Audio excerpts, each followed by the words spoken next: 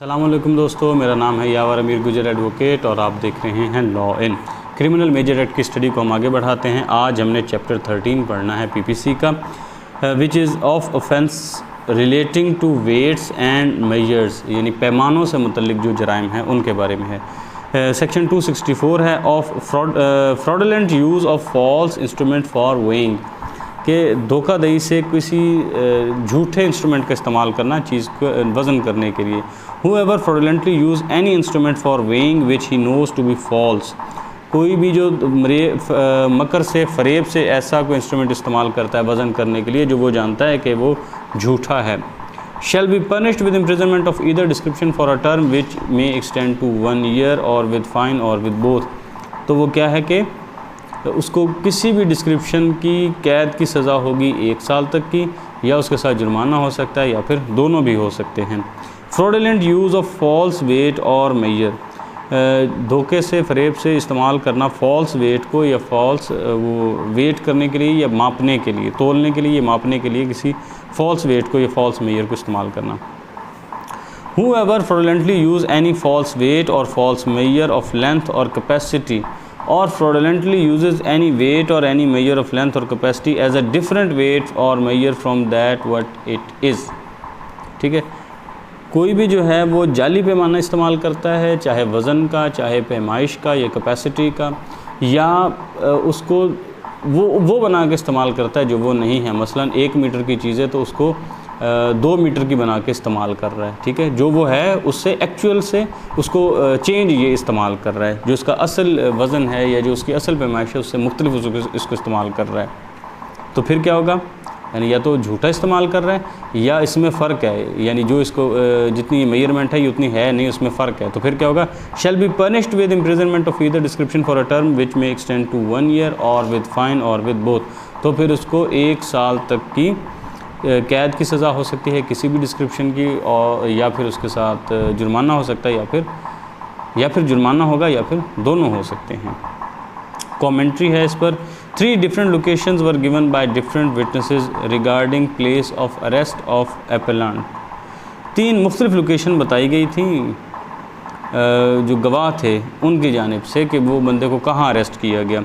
Such difference in statement of 3 witnesses would put into doubt arrest of accused as alleged by prosecution। तो फिर इस तरह की जो इनकन्सिस्टेंसी है गवाहों की जानिब से, तो उसने जो अरेस्ट था उसको डाउट में डाल दिया, जैसा कि प्रोसिक्यूशन ने अलेज किया था। PLJ 2002 criminal cases Peshawar, page number 1403। 266 being in possession of false weight और मेजर, किसी कि पोजेशन में कोई फॉल्स वेट हो या मेजर हो।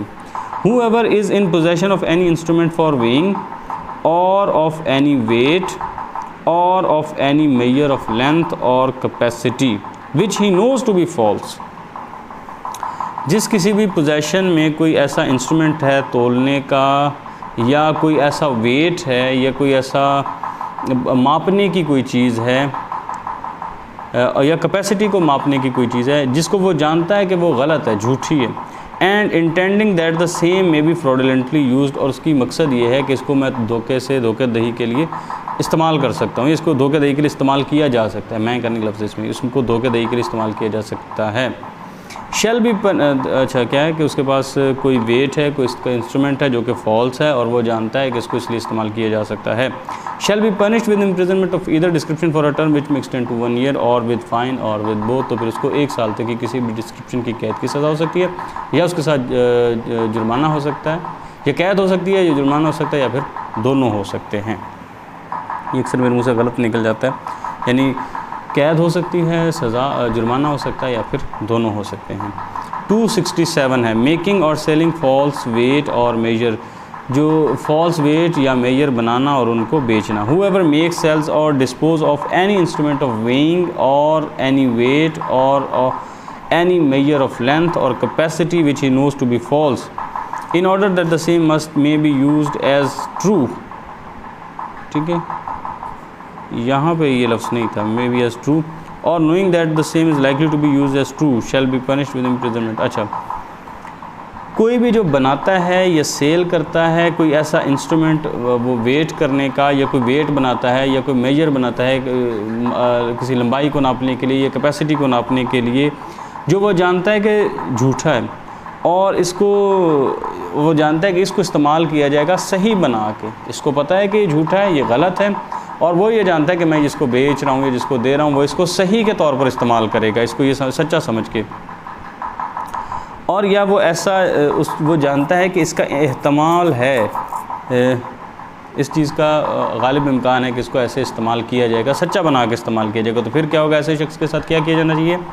shall be punished with imprisonment of either description for a term which may extend to 1 year or with fine or with both। तो फिर इसको किसी भी डिस्क्रिप्शन की 1 साल तक की कैद की सज़ा हो सकती है या जुर्माना हो सकता है या फिर दोनों हो सकते हैं। तो यहाँ ये जो हमारा चैप्टर है 13 ये मुकम्मल होता है। नेक्स्ट वीडियो में इंशाल्लाह हम चैप्टर जो 14 पढ़ते हैं।